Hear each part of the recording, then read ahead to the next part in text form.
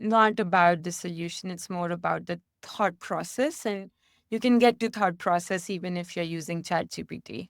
Let's be real is basically what we were trying to get to. You do what you have to do, just be honest about it. The challenge with bias is that we're not trying to make everyone equal, but equitable.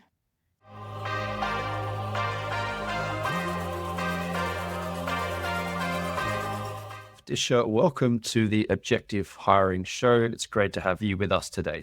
Thank you for having me, Tim. Right. Well, Disha, I'd love to start by discussing everyone's favorite topic at the moment, that is AI.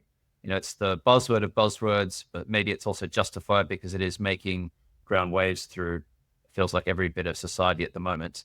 And where I'd love to drill down is in AI and hiring in particular.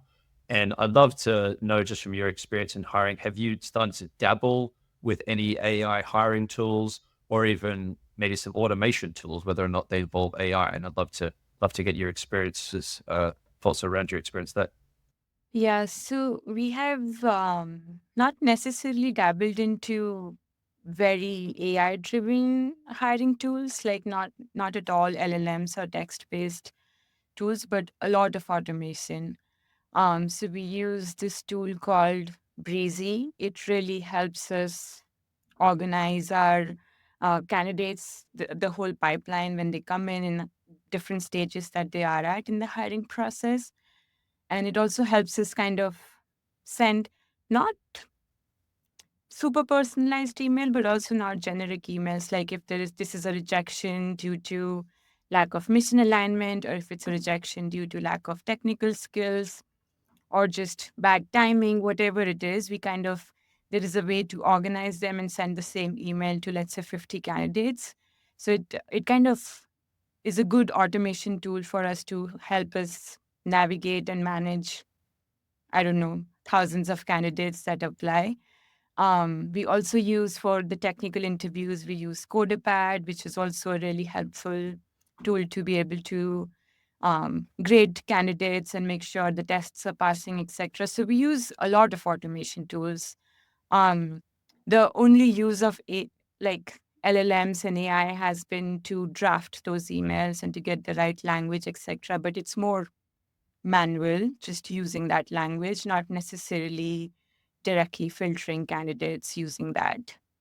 That's probably a helpful reminder for people listening who maybe haven't even got any automation tools in the hiring process yet. It doesn't necessarily have to be AI to help you. There's like a lot of software out there to automate different steps of the hiring process. You've mentioned skills testing, but also, yeah, just writing those job descriptions, and then the organization of those candidates. So if you're in like an early stage startup and you don't have any HR tech at all, I could imagine hiring would be very, very difficult without some of these tools in place that you've got at the moment. Yeah, and we also we also have kind of integrating AI in hiring in a way that not disregarding its existence. So we have started to allow candidates to search things when they're interviewing. Like that's as long as they're honest and upfront about it, we allow for that because that kind of replicates how they would be operating in the job anyway. So kind of acknowledging its existence that way in hiring and not necessarily doing it too hardcore. So that's an interesting philosophy. And yeah, I feel like that's where most people are going to get to, because we can't put our heads in the sand and pretend that candidates aren't using these tools anyway. So I'd be interested to hear more about how that's gone. Like, candidates, even in an interview, would be maybe leveraging ChatGPT, and how do you chat through them about that? Yeah, so it's basically kind of like making sure that the questions that we ask and the points that we kind of hone in on during the interview process is not something that necessarily ChatGPT can get right.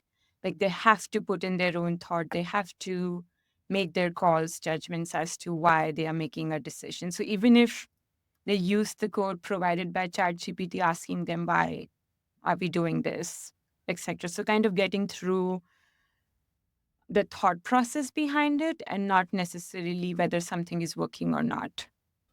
And is it the case then that the candidates are encouraged to use a large language model during the interview, or is it up to them to proactively say if they are? Like, what are your actual expectations over their usage of those tools?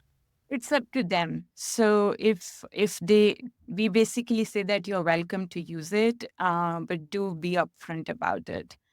Um, so if they are using it, they just let us know that can I do a quick search? Can I do a quick search on ChatGPT, etc. And that's okay.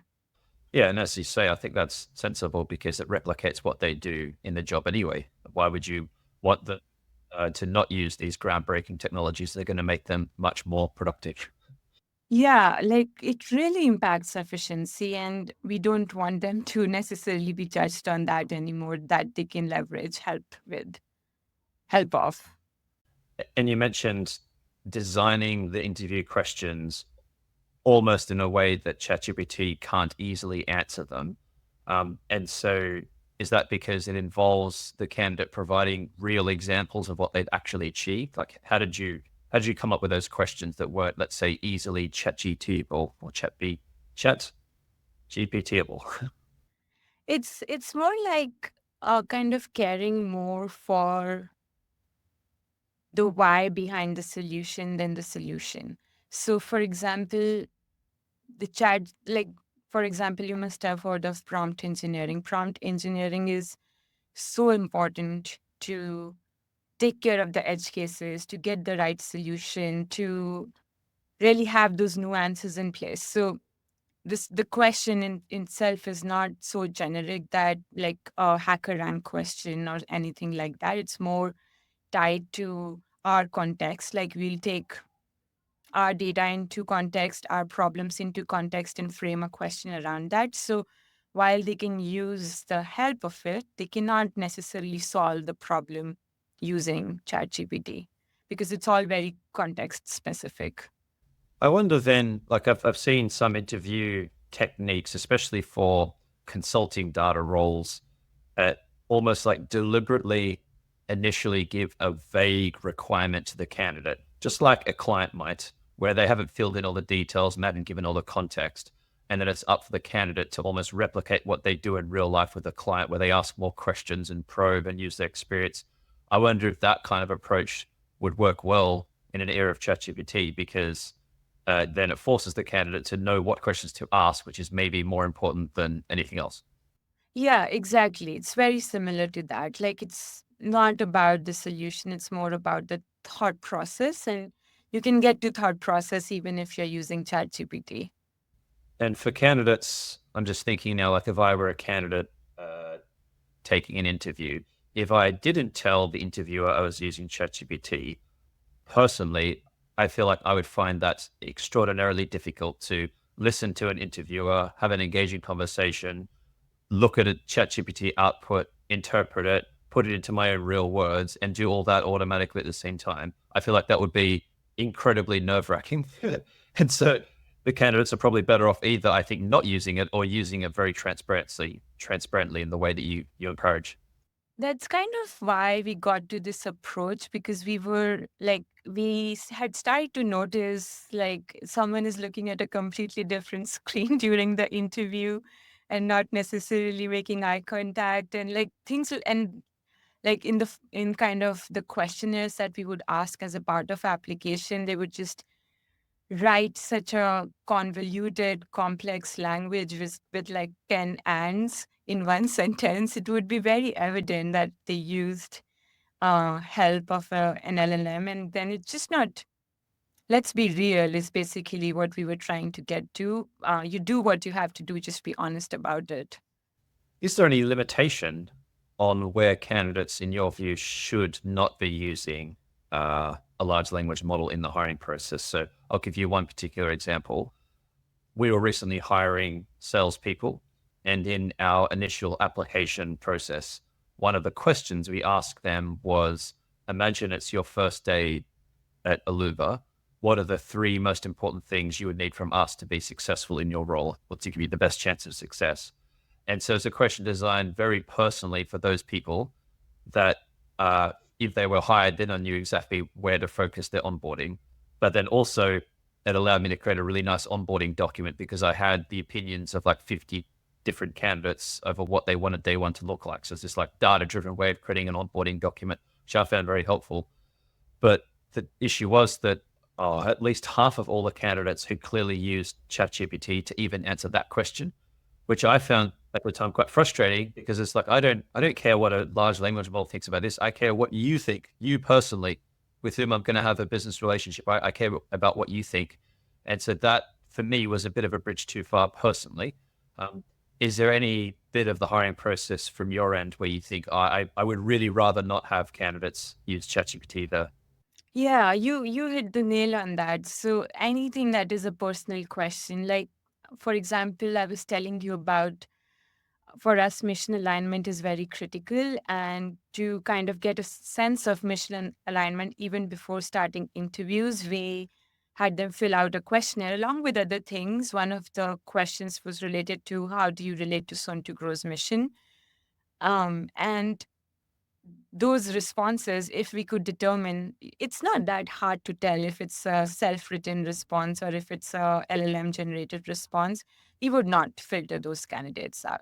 We would just not interview them. Like it's in personal questions, it's a non-negotiable to be authentic. Like the reason we are allowing for this is so that you can be authentic. So um like for example, if even if we're allowing for it and someone is using it and for whatever reason they're not being honest about it, and we could tell by one way or the other, then it's a red flag because it's a value that we're trying to screen for. Yeah, there's a trust element there, an authenticity element. Um, I've had a similar experience myself in someone I know who had basically said to me, "Oh, this is part of the application process." They'd said, "Oh, look, I put in some extra work. I've even got started on building like a sales strategy for the business, and I spent some of the weekend putting together the sales strategy." And they were pitching it as if they'd put in a lot of work, and that was the value, like the effort they put in, which would be admirable. Like if you'd gone out of your way to spontaneously create this document, that would be a fairly impressive amount of extra effort to go through. But they just whacked it into ChatGPT and exported its answer. So the effort wasn't really there, and they weren't really being genuine, which I found distasteful personally. Yeah, exactly. It's such a big red flag. Back to the use of AI in hiring. So I feel like we've seen probably more of it used so far on the candidate side, as you've mentioned, using it in an interview, using it as part of the testing process, using it to create CVs, using it to apply for jobs. So candidates probably naturally are the earliest adopters of using this at scale. Um, Companies will start to use it more and more. I think the first place personally is that's most likely to happen would be that screening stage. So some kind of CV screening tool. I suspect most companies will end up using quite soon because they're being inundated with hundreds of applications. They have to automate somehow. And a large language model, I think, is a no-brainer to do more objective screening of CVs personally. Um, but a lot of people would talk about the potential for bias, either AI coming up and introducing its own bias or maybe reinforcing existing biases.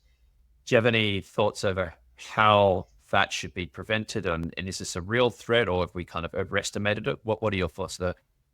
Wow. So, as someone who kind of builds AI even for my job, my day-to-day job, I think about this a lot.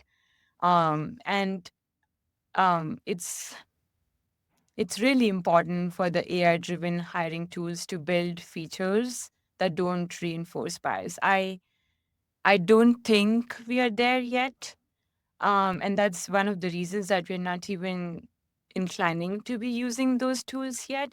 But I can totally imagine a world in which they have kind of adapted these tools in a way that there are sort of categorizations, in the sense that there is a categorization for, here are 10 candidates that are from the most underrepresented communities. Here are 10 candidates that are most mission aligned to you. Here are 10 candidates that are really good in Python. So whatever, like them not necessarily making this call for you, like who you need to interview, but able to categorize candidates for you, that you could look someone from here, look someone from here. Maybe someone is in both of these categories, so you could look at them. So if they kind of start to make that kind of distinction, I can imagine it being more helpful and more useful. So the concerns are very real. And one of my biggest concern right now, like in LLMs generally, the biggest advantage is while there are generic LLMs that are really good, to for it to work in a specific context, you have to fine tune it. And fine tuning for hiring, like for my company, for my team, in my context, like with all those, like it's a team of 10, 20, 30 people. At most in a team, there are 30 people, I would say, even in big organizations. So then you cannot really fine tune with that kind of limited data. It's hard to get it right. You may end up overfitting, you may end up underfitting. So um yeah, I feel like there is promise in terms of if they start to categorize in certain ways, but I'm curious to see how it would evolve from the point of view of fine tuning to specific contexts for smaller teams. But until that is possible, it's really hard to make it to not reinforce biases for a specific team. One angle that I'd like to run past you to see what you think, to see if this would chip away at some of the bias question marks is, let's just take the CV and application screening step. So let's say there's a desire to implement some kind of AI system to decide from these 500 CVs, let's either, as you say, categorize them or stack rank them or give them a score out of 100 based on some criteria. Let's say we're going to try to do something like that, but we're worried about not accidentally selecting, oh, let's just find other candidates like who we've already hired or find other candidates like these data analysts. So we want to avoid that problem because we might think there's an existing bias and we don't want to reinforce it. What if, so we have a set of criteria, which we normally would have for a job, like we expect this person to have strong Python, SQL, communication skills, whatever the criteria are. And then from the CV, a pass to a large language model to at least extract the information and remove the noise. So it just says, well, I'm looking for SQL. Find, does this CV have SQL? Does this CV have Python or something similar to that? So not like an exact text match, but, a bit more cleverness. And once it's extracted all that data and all that's left is information, then it's just aggregating, how strong a match it seems to think the CV is. If we did it that way, would that not eliminate the chance of any bias around accidentally selecting this gender or this ethnicity or this age or what have you? Because we just lifted out only the information we care about and then we do the scoring. What are your thoughts on that approach? So I think what you're leading to is kind of filtering on the basis of essentials or minimum requirements. Like maybe it's Python, maybe it's like 2 years of minimum requirement. Um, um, and maybe there is like work with cross validation, classification problems, etc. So looking for some specific um, criteria for minimum qualifications. And you're saying after that, applying LLMs to be able to score them? Well, two steps. So basically, take the CV, use an LLM to extract the relevant information and put it in a structured format based on whatever you're looking for, those criteria, those soft skills, experiences, whatever, based purely on what's on the CV.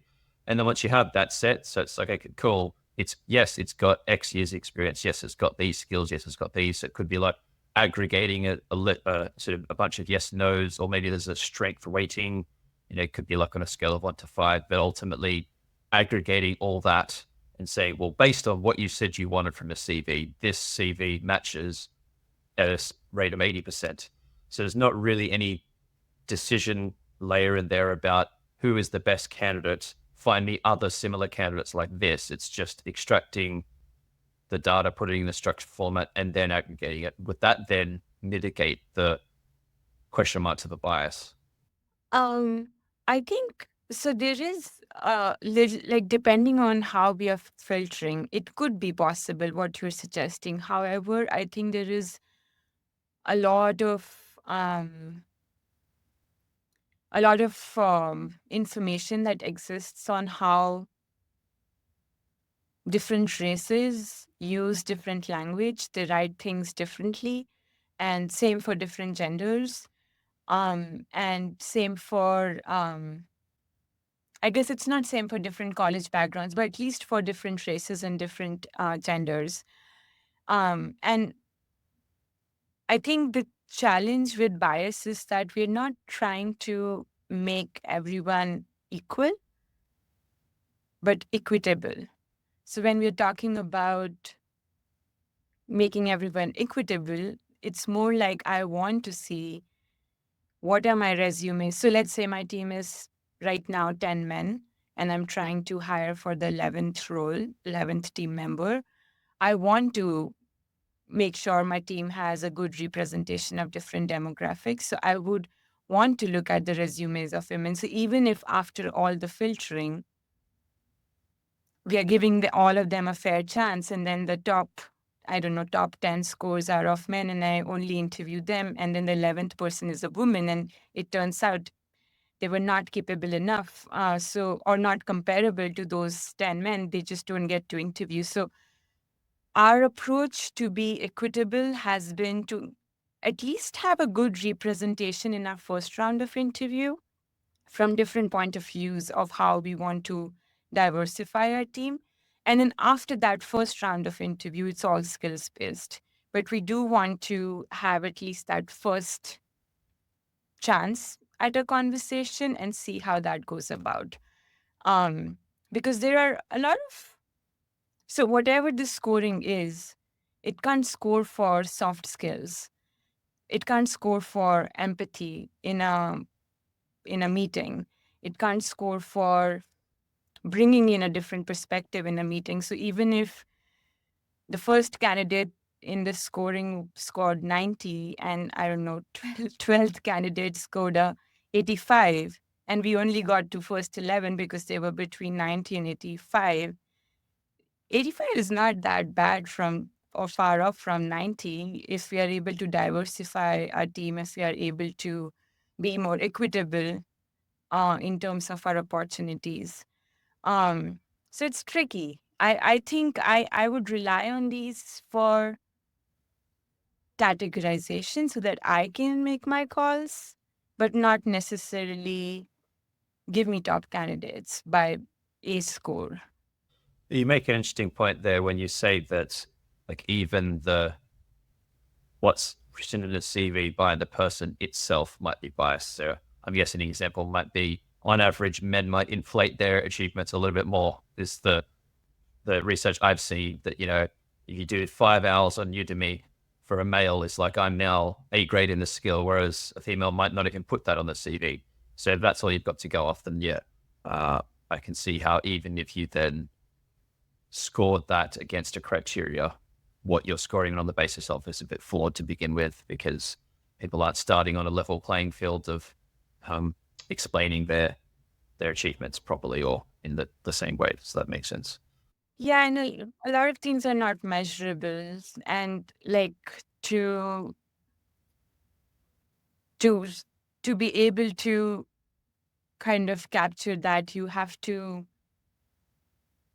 read the language, the surrounding language of the resume too. Like there are how someone writes about their achievements also says a little something about them. Like many times you can't tell by reading the name in the resume the gender of the person. You may not be able to. So like for example, Kristen can be both male and female.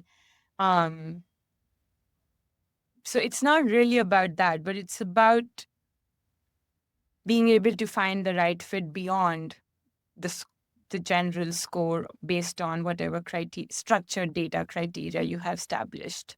So this sounds like there's an element of intuition you're saying that can't be captured by a metric, even at the CV stage. Like, fair enough, the interview is very different because, it's an in-person evolving thing. fair enough. But just at the CV stage, you feel like even that requires a level of intuitive gut feel that is hard to codify, or would be hard to, for example, get a large language model to also replicate.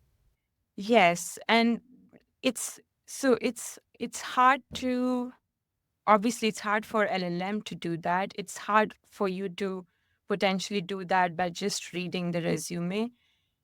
But that's why we kind of want, for the first round of interview, we want to diversify different populations so that we are able to, through conversations, we are able to pick on some of those skills that are not measurable. Yeah, absolutely. And when we were chatting last time, you'd mentioned kind of iterating through a few different hiring processes, kind of learning from what worked well, what didn't work well. You mentioned, I think, in particular, hiring a machine learning role and then changing and iterating through time. I'd love to hear a bit more about that experience in what you were doing originally, what you learned, and what prompted you to then change the hiring process to where it is today.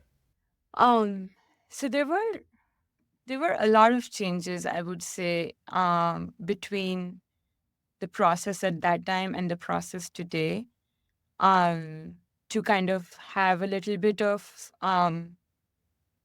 measurement to some of the skills that are not so easily measurable, along with other things. So I feel like the very first thing that we changed was just the job description itself. Like, we kind of realized that hiring starts with the job description. So you want to be as explicit in that about not just attracting the right people, but also for the people who are not that good fit to self-select out. So, like, that's where it starts. Um, then the second stage is like we get the CVs, but in between that, we included this questionnaire for them to answer, along with a couple of other free form questions, which were related to what your job experience looks like, etc.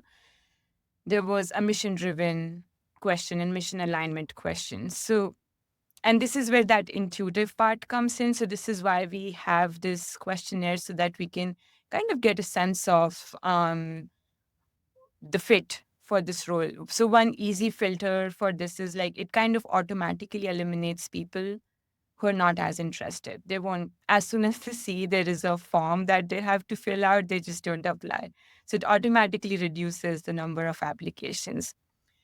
Then the second piece is when we read it, responses clearly that are written through ChatGPT, or not really authentic responses. So that's an easy filter. And then actually some responses in which the technical experience is a good fit, but also there is a mission alignment. And those are the resumes that kind of move forward. So, kind of being able to check for both of those things made it easier to determine who moves forward. Um, and then this last piece that turned out to be a significant one, which I was sharing with you, was job scorecards. So, we started this concept of job scorecard in which we had three main parameters, which is technical skills, culture fit, and mission alignment. And each of those we had, within each of those, we had like 10, 10-ish specific criteria that we were looking for. Um, and we shared that job scorecard with all interviewers to kind of rate them. Like, what do you think is the cultural fit on this metric, this metric? And then at that point, objectivity starts. So we basically um, we look at the cumulative score of candidates on each of those metrics by all of the interviewers, and then we started to compare who is a better fit.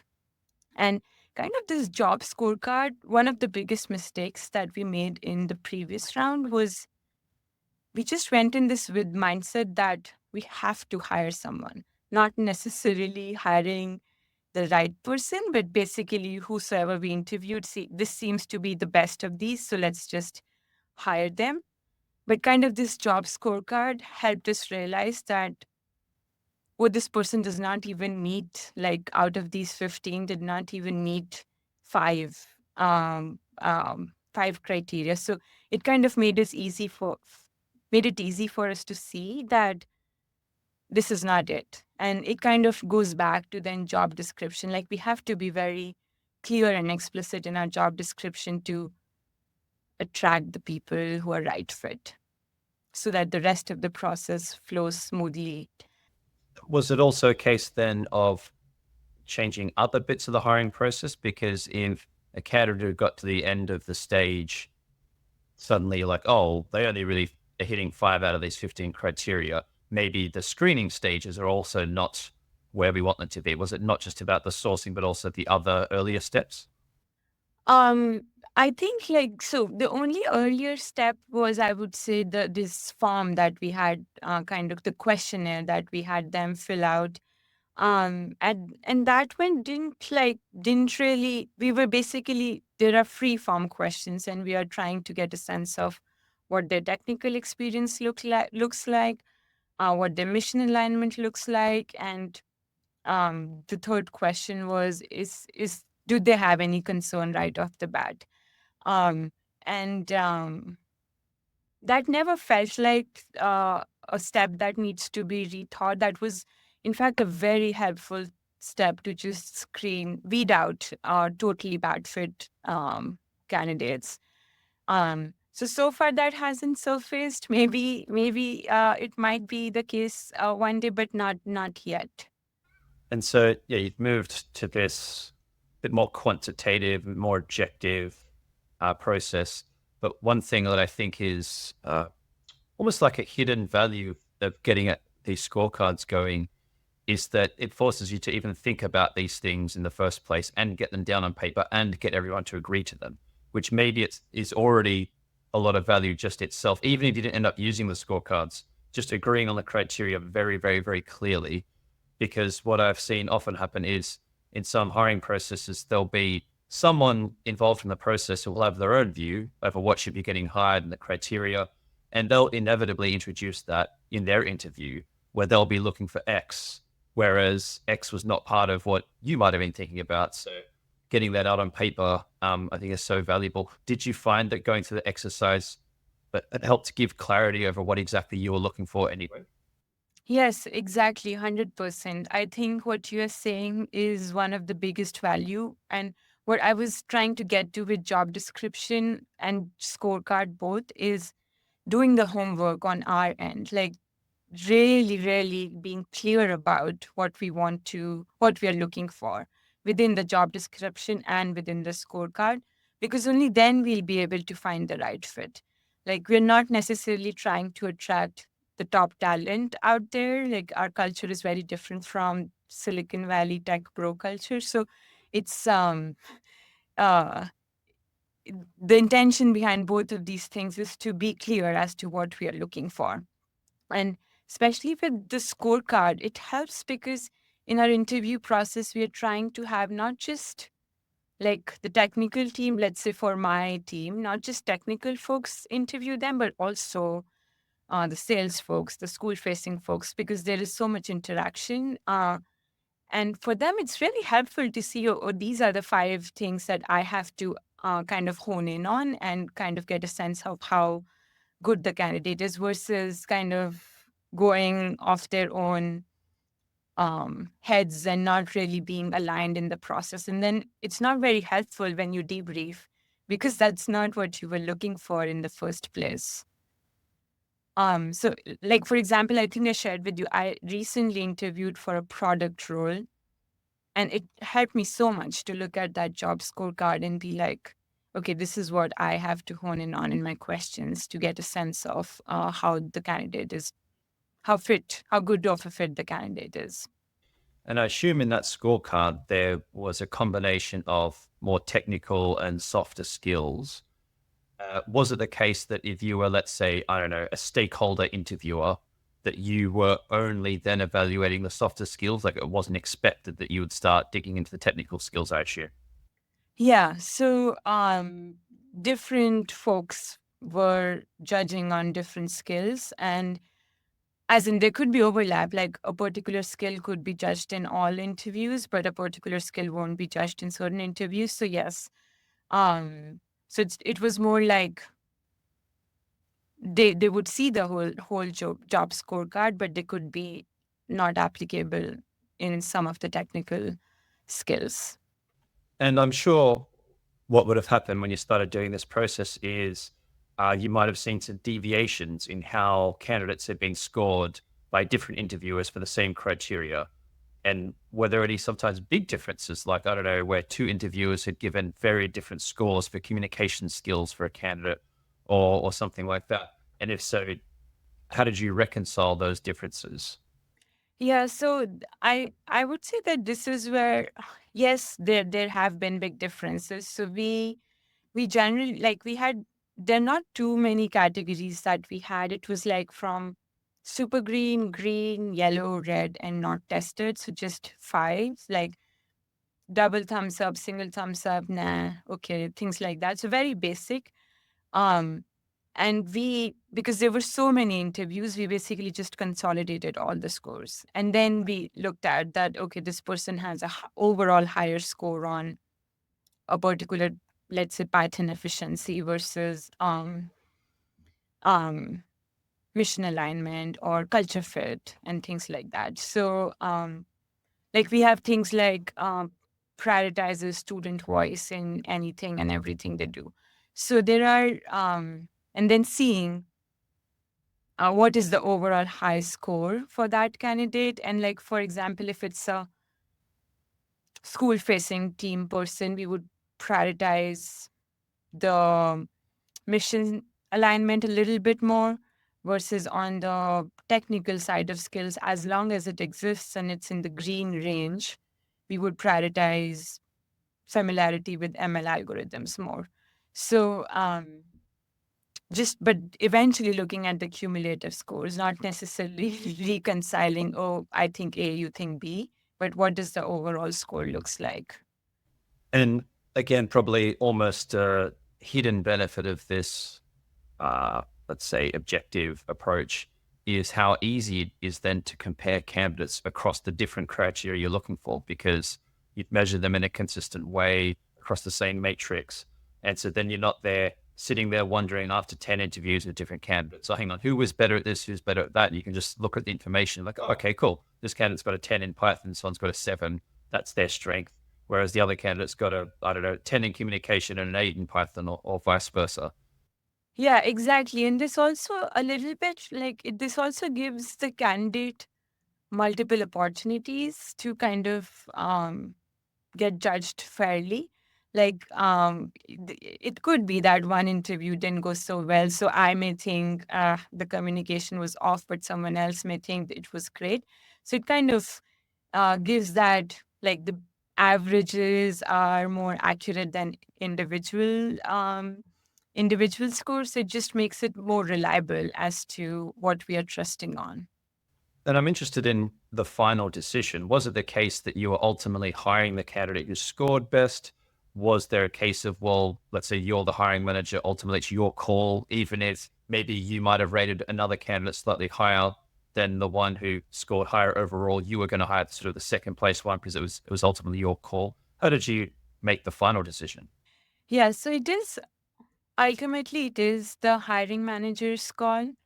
Um, it's more informed call. Like I know that I am making this call because I'm prioritizing technical skills over mission alignment, or I'm prioritizing communication skills over culture fit. So whatever it is, I think it is at the end of the day the hiring manager's call, but with not like vague decision, but more informed decision as to I know what I'm getting into. And then what it does is like it helps me learn what I need to coach them on as I onboard them.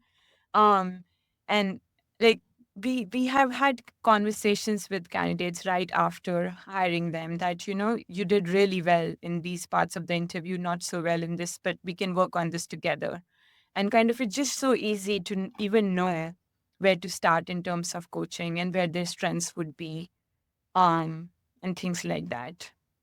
That's a great point you make that, yeah, the hiring process doesn't stop when they sign the contract or their first day. Like this data can be used to informally onboarding because you already have a sense of their strengths and weaknesses. As you say, you can already start to plan their learning and development.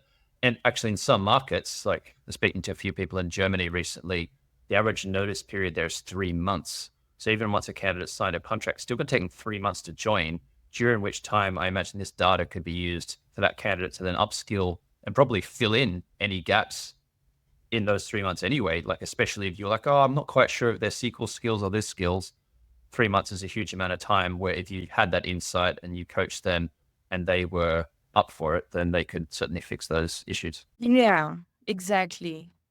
Now that you've gone through this like objective process, I've spoken to a lot of hiring managers, particularly in data, who would not take this approach. They would still kind of persist with a very loosey goosey gut feel. I just trust my instinct. I'll just go and have a coffee chat with the candidates and I'll figure it out kind of vibe.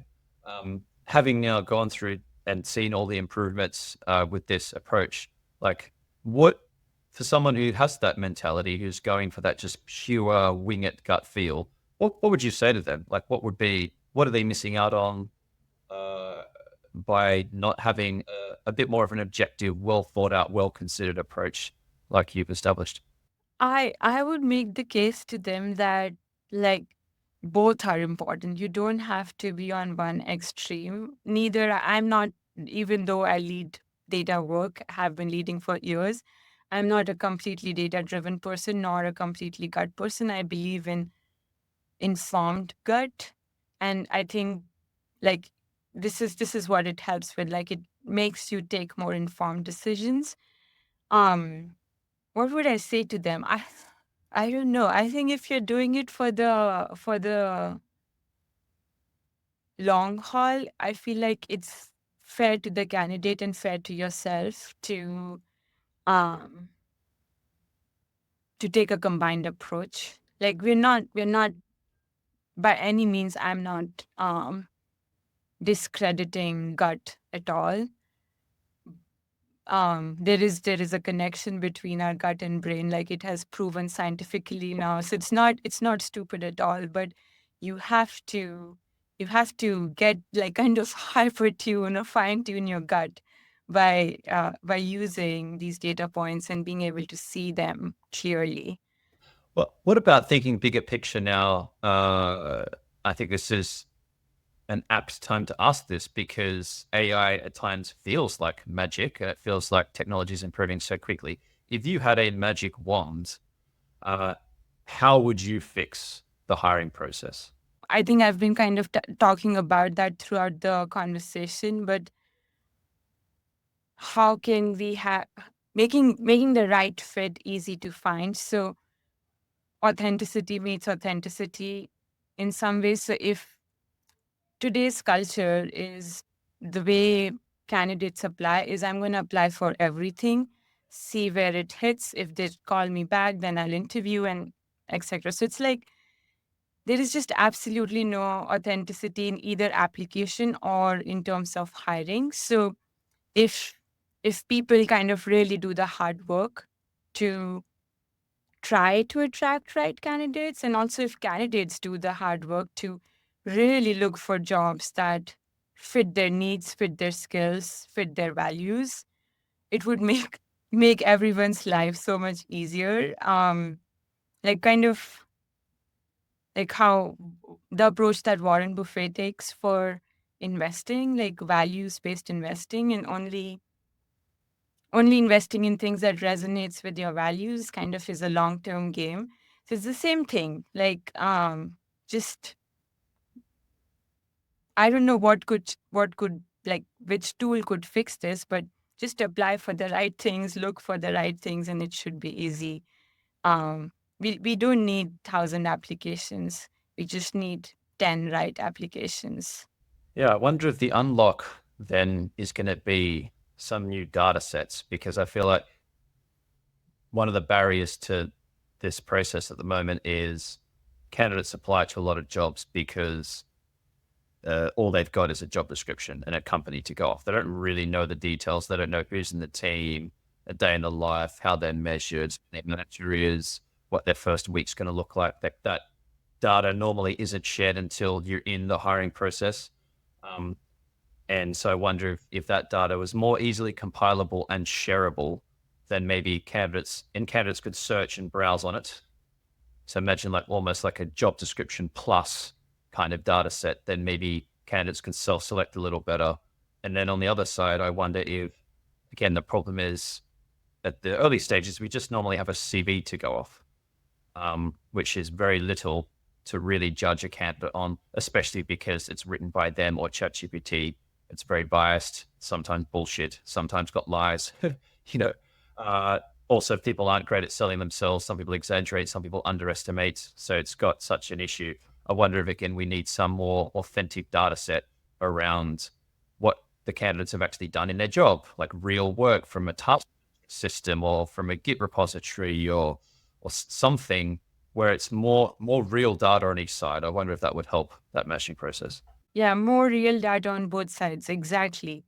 Um, so on our end, we have started to do that through our job descriptions. Like we also share what they'll be evaluated on if they join, like the parameters that they'll be evaluated on. So we have started to take that approach, try to be really explicit. Unfortunately, the truth of today's job market is such that um, candidates still are applying for roles that they are not necessarily a good fit for, and then quitting jobs 9 months down the line, 10 months down the line. So it's a pretty bad situation right now, but a lot of it is just economics driven. Yeah, exactly. Candidates are competing. That they'll be looking at those applications and going, "Wow, there's 1,000 applicants already for this job. That means I'm going to have to apply to a lot of jobs to have a chance of getting an interview." Which then means they probably apply to more, which then makes everyone apply to more. So it's some kind of explosive thing going on. And you're right. If you're out of a job, you just need a job at the end of the day, don't you? Sometimes. So it must be a tricky market for candidates for sure. Yeah. One final question today, Disha. I'm wondering, if you could ask our next guests one question, what would that question be? I don't know. I thought about this a lot. So maybe what is your number one non-negotiable quality and how do you screen for that? That's a good one. What is that for you? I'm interested, actually. No. I think for us, the non-negotiable qualities mission alignment, and that's why we screen through that through a questionnaire. It's not very efficient, but that's how we do it today. Um, and that kind of really helps us out of every, I would say, 20 resumes, just select one. So it's a good elimination process for us. Mission alignment. An excellent place to finish on, I suppose. Disha, it's been a great conversation today. Thank you so much for coming and joining us and sharing all of your insights and wisdom on hiring for data roles. Thank you for inviting me.